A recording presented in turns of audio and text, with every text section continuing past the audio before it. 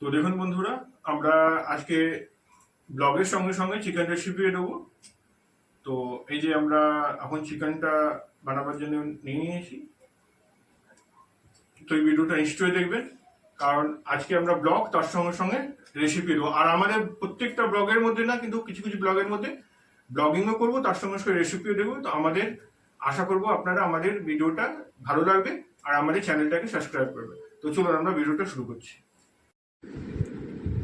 রেসিপিটা শুরু করার আগে আমি কড়াইটাকে প্রথমে গরম করে নিয়েছি, আর তার মধ্যে আমি আন্দাজ মতো সর্ষের তেল দিয়ে দিচ্ছি। আমি নিয়েছি আধা কিলো চিকেন। আর দেখুন আমার তেলটা গরম হয়ে গেছে। আর এই চিকেনটার মধ্যে আমি আগে দিয়ে দই, তেল, হলুদ, শুকনো লঙ্কা মাখিয়ে রেখে দিয়েছি লেবু দিয়ে। তো আমি এই চিকেনগুলোকে এক এক পিস করে, যেমন আমরা মাছ ভাজি ওইভাবে আমরা এই চিকেনগুলোকে ভালো করে মেখে নেব, ভেজে নেব। দেখুন আমি আজকে বানাবো ধাবা স্টাইল, বা যেমন আমরা রেস্টুরেন্টে খাই। রেস্টুরেন্টে কি থাকে, চিকেনগুলো ভাঙে না, গোটা গোটা থাকে, তো ওইভাবেই বানাবো। তো আমি এগুলোকে ভালোভাবে তেলের মধ্যে ভেজে নিচ্ছি। আর এগুলোকে আমি হালকা লাল করে ভেজে নেবো। আর ওপর দিয়ে আমি একটু নুন দিয়ে দিচ্ছি, যাতে চিকেনের ভেতরে একটু ভাজার সময় নুন ঢুকুক। কারণ চিকেনটাকে তো মশলা দিয়ে বেশি কষবো না, কারণ ভাজা থাকবে। আর দেখুন আমার চিকেনগুলো একদিকে ভাজা হয়ে গেছে লাল লাল করে। তো এগুলোকে পাল্টে আরেক দিকে ভালো করে লাল করে ভেজে নেব। আর দেখুন আমার চিকেনগুলো ভালোভাবে ভাজা হয়ে গেছে আর একটু সেদ্ধও হয়ে গেছে। তো এবার এই চিকেনগুলোকে আমি তুলে নিচ্ছি। আর দেখুন চিকেনগুলো কি সুন্দর কালারও হয়েছে, একটাও চিকেন ভাঙেও নি। তো এইভাবেই আমি তুলে নিয়ে প্রত্যেকটা চিকেনকে এমনি করেই ভেজে নেব। দেখুন আর এটা কালার কি সুন্দর হয়ে গেছে। এর মধ্যে একটু শুকনো লঙ্কা ওরা হোটেলে বা দিয়ে দেয়, তো লাল লাল লাগে, তো আমি অত লঙ্কার ইউজ করিনি। তো এইভাবে আমি প্রত্যেকটা চিকেনকে ভেজে নিচ্ছি। আর দেখুন আমার প্রত্যেকটা চিকেন ভাজা হয়ে গেছে। আর এটা নিজের দিক দিয়ে আধা সেদ্ধও হয়ে গেছে, 50% সেদ্ধও হয়ে গেছে। তো আমার বেশি এটার মধ্যে মশলা দিয়ে নিয়ে ভালো করে ওটাকে জল দিয়ে ফোটাতে হবে না। তো দেখুন যেই তেলের মধ্যে আমি চিকেনটাকে ভেজেছিলাম, ওই তেলের মধ্যেই আমি গোটা জিরে দিয়ে দিচ্ছি। গোটা জিরেটাকে দেওয়ার পরে ওটাকে আমি ভালো করে একটু লাল হওয়া পর্যন্ত ভেজে নেব। আর ওরই মধ্যে আমি ওর মধ্যে তেজপাতা আমি দিয়ে দিলাম। আমি গোটা গরম মশলা ইউজ করলাম না, কারণ গরম মশলা আমি ওপর দিয়ে দেবো।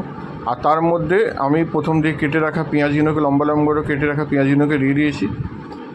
তো দেখুন পেঁয়াজটা আমি একটুখানি উপর দিয়ে রেখে দিলাম, যে উপর দিয়ে দেবো বলে, গোটা গোটা পেঁয়াজ একটু ভাল লাগে। তো এই পেঁয়াজটাকে আমি একটু নেড়ে চেড়ে নিচ্ছি, আর তার মধ্যে একটু নুন দিয়ে দিচ্ছি। পেঁয়াজের মধ্যে ভাজা পেঁয়াজ ভাজার সময় নুন দিয়ে দিলে কী হয়, যে পেঁয়াজটা গলে যায় তাড়াতাড়ি। তো আমি 2 চামচ নিজের নুন দিয়ে দিলাম। আপনারা নিজের আন্দাজ মতো নুন দেবেন, যে যেমন নুন খান।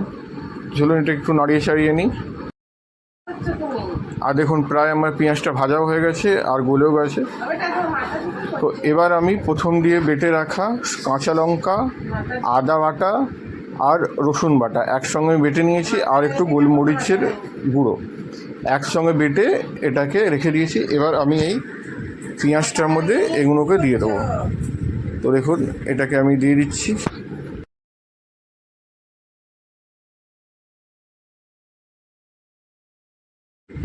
তো দেখুন আমার মশলাটা এবার প্রায় ভাজা হয়ে গেছে, কিন্তু এটা হালকা হালকা তেল ছাড়তে শুরু করে দিয়েছে। আর এবার আমি এটার মধ্যে প্রথম দিয়ে কেটে রাখা টমেটোটাকে দিয়ে দেবো। আর এর মধ্যে আমি দই দেবো, এই জন্য টমেটো কম দিয়ে।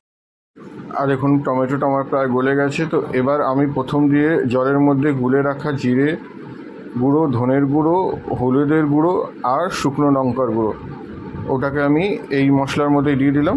আর তার মধ্যে 2 চামচ দই ফেটিয়ে ওটাকে দিয়ে দিলাম। এবার এটাকে ভালো করে আমি ভেজে নেব। প্রায় আমার সব মশলাই দেওয়া হয়ে গেছে। এবার এটাকে আমি ভালো করে ধিমে আঁচের মধ্যে নাড়বো, নেড়ে নেড়ে ভাজতে থাকবো। তো দেখুন আমার মশলাটা প্রায় ভাজা হয়ে গেছে। পরে আমি একটুখানি ঢেকে রেখে দিচ্ছি, প্রায় 10-15 মিনিট ঢেকে রাখা হয়ে গেছে। এবার আমি এটাকে খুলে দেখি মশলাটা কেমন আছে। তো দেখুন মশলাটা আমার তেল ছেড়ে দিয়েছে, তার মানে মশলাটা আমার ভাজা হয়ে গেছে। তো এবার এর মধ্যে আমি চিকেন মশলা দিয়ে দেবো। এটা আমি লাস্টে দিচ্ছি, কারণ লাস্টে দিলে পরে চিকেন মশলা গন্ধটাও থাকে, আর এটার মধ্যে তেলের মধ্যে ভাজলেটা কাঁচা গন্ধ থাকে না। তো দেখুন চিকেন মশলা দেওয়ার সঙ্গে সঙ্গে এটা কালার চেঞ্জ হয়ে গেল। তো এবার আমার মশলাটা প্রায় ভাজা হয়ে গেছে। তো মশলাটা তো পুরো ভেজে দিলে তো চিকেনগুলো পড়ে দিলে পরে তো চিকেনগুলো আর কাঁচা থেকে যাবে, মশলা ঢুকবে না। এই জন্য এর মধ্যে আমি এই প্রথম দিয়ে ভাজা রাখা চিকেনটাকে দিয়ে দিলাম। আর দেখুন, আর এটাকে মাছটাকে একটু কমিয়ে দিয়েছি, আঁচটাকে কম করেই ভাজছি। আর দেখুন এখনই দেখতে কি দারুণ লাগছে। আমাদের হোটেলের মধ্যে আমরা যখন কষা চিকেন খাই বা কষা মাংস খাই এমনিই লাগে দেখতে। তো দেখুন আমার এই চিকেনটা একটু ঢেকে রেখে দিই, প্রায় 10-15 মিনিট থেমে আছে। আর দেখুন আমার 15 মিনিট হয়ে গেছে। এবার আমি ঢাকনাটা খুলে দেখি চিকেনটা কেমন অবস্থা। বাহ, কি সুন্দর, একদম পারফেক্ট। আর আমার চিকেন তৈরি। আমরা ঠেলাতে বা ধাবাতে এইভাবেই চিকেন খাই। তো চলুন, আমার চিকেনটা প্রায় তৈরি হয়ে গেছে। আর চিকেনটার কালার দেখুন কি সুন্দর, আর অমনি নিজে তেলও ছেড়েছে, আর মশলাও একদম পারফেক্ট হয়েছে। তো চলুন, আমার চিকেন প্রায় তৈরি হয়ে গেছে। এবার গ্যাসটাকে নিভিয়ে আমি খেয়ে দেখাচ্ছি কেমন হয়েছে। তো দেখুন আমি খেতে বসে গেছি, আর আপনি দেখতে পাচ্ছেন ভালোভাবে যে চিকেনটার কালার দেখুন কি দারুণ কালার। আমার নিজে দেখেই লোভ লাগছে। তো চলুন এবার আমি এটাকে খেয়ে বলছি কেমন হয়েছে। দারুণ, লাভলি লাভলি, খুব টেস্টি হয়েছে, খুব টেস্টি। নিজে বানিয়েছি বলে বলছি না, হয়েছে।